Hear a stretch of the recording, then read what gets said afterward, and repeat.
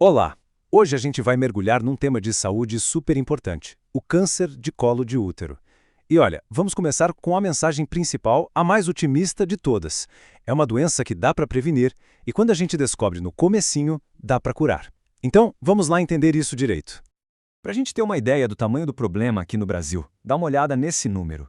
17.010. Essa é a estimativa de quantos casos novos aparecem por ano. É muita gente, são milhares de vidas impactadas. Mas agora, olha só esse outro número, que é o que realmente faz a diferença. Mais de 90%.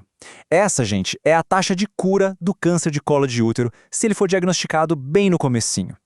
Isso só mostra o poder que a informação e a atitude certa têm nas mãos. Então, o ponto central é exatamente esse. Apesar de ser o terceiro tipo de câncer mais comum entre as mulheres no Brasil, ele tem uma característica que joga a nosso favor. Ele evolui bem devagar, sabe? Pode levar de 10 a 20 anos. E essa lentidão toda, ela nos dá uma janela de tempo gigante para agir. E o que é, afinal, o câncer de colo de útero? De um jeito bem simples, é isso aí. Um crescimento bagunçado, anormal, de células numa parte específica do corpo, o colo do útero. A definição é simples, mas a causa por trás dela é onde a gente precisa focar. Vamos então para a raiz da questão. Em mais de 95% das vezes, a história do câncer de colo de útero começa com um vírus. Um vírus super, mas super comum, o papilomavírus humano, o famoso HPV. E quando a gente fala que é comum mesmo. A estimativa é que 80% das pessoas com vida sexual ativa vão ter contato com HPV em algum momento. Saber disso é muito importante para a gente quebrar qualquer tipo de estigma, sabe? Ter o vírus não é de jeito nenhum uma sentença. E o mais interessante é que, de mais de 150 tipos de HPV que existem, só alguns são perigosos de verdade. E olha só, 2 deles, os tipos 16 e 18, são responsáveis por 70% de todos os casos de câncer de colo de útero. Isso ajuda muito a direcionar a prevenção, né? E aqui vem uma informação que é um alívio e é fundamental. Na imensa maioria dos casos, o nosso próprio corpo dá um jeito na infecção e elimina o vírus sozinho. O problema é quando a infecção por um desses tipos perigosos se torna persistente. Fica ali por anos e anos. Aí sim, ela pode começar a causar alterações nas células. E isso leva a gente para um dos maiores perigos dessa doença, os sintomas. O câncer de colo de útero no início é silencioso. Ele não avisa que chegou. É por isso que ficar esperando algum sinal aparecer definitivamente não é uma boa estratégia. E essa imagem aqui deixa isso bem claro, né?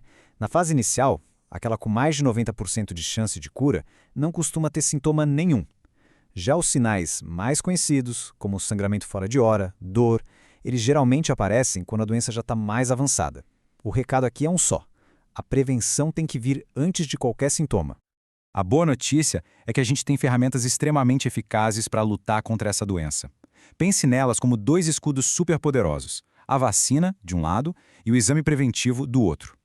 A estratégia de defesa é dupla. A gente tem a prevenção primária, que é a vacina, para tentar impedir que a pessoa sequer se infecte com HPV. E tem a prevenção secundária, com o exame Papa Nicolau, que busca achar qualquer alteraçãozinha nas células bem no início, muito antes de virar um câncer. A vacina é, sem dúvida, uma das maiores vitórias da saúde pública. Aqui no Brasil, ela está disponível de graça no SUS para meninas e meninos de 9 a 14 anos. E essa idade não é à toa. A ideia é proteger antes mesmo de um possível primeiro contato com o vírus. Ela é segura e protege contra os principais tipos de HPV que causam câncer.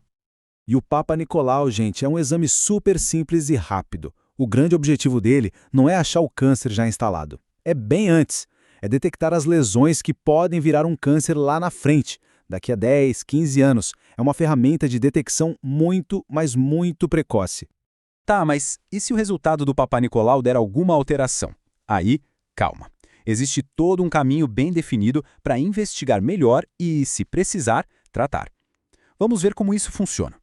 É importante saber que um resultado alterado no Papa Nicolau não é um diagnóstico de câncer.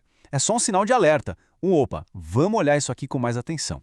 A partir daí, são feitos outros exames, como a colposcopia e a biópsia, para ter certeza do que está acontecendo e, se for o caso, ver o tamanho do problema.